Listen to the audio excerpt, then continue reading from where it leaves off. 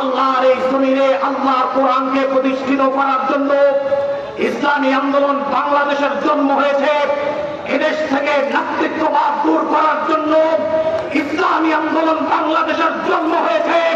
কালিমার পতাকাকে সংসদে, রাষ্ট্রে, প্রত্যেকটা জায়গার মধ্যে কায়েম করার জন্য রাষ্ট্রের পরতে পরতে, অলিতে গলিতে ইসলামী আন্দোলন বাংলাদেশ একামতে দিন আল্লাহর এই জমিনে আল্লাহর কোরআনকে বাস্তবায়ন করার জন্য ইসলামী আন্দোলন বাংলাদেশের জন্ম হয়েছে। কথা বলেন ঠিক কিনা?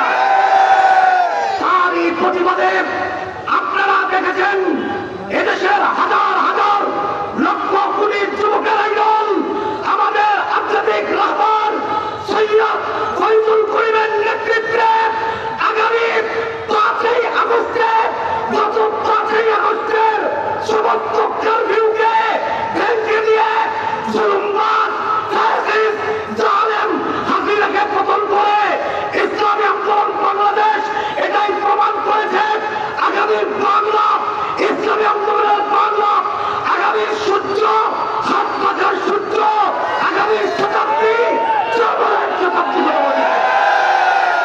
এই বাংলার মুসলমান শুনে রাখো, ভালো করে বলে দিয়ে যাই, আইয়ুবীর শাসন আমল দেখেছি, বঙ্গবন্ধুর ভাষণ শুনেছি, জিয়া কেটেছে খাল, এরশাদের নানান চাল, মঈনুদ্দিন, ফখরুদ্দিন, গোলাপদ্দিন সব দেখাছে।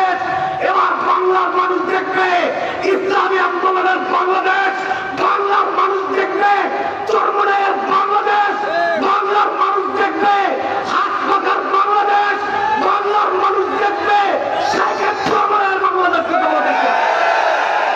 রংপুরের প্রত্যেকটা মুসলমানদেরকে উদাত্ত আহ্বান জানাবো, আগামী নির্বাচনে আজকে আমাদের শেখের চরমনাই যেই প্রার্থীদেরকে ঘোষণা করবে, জানেন স্বাধীনতার জন্য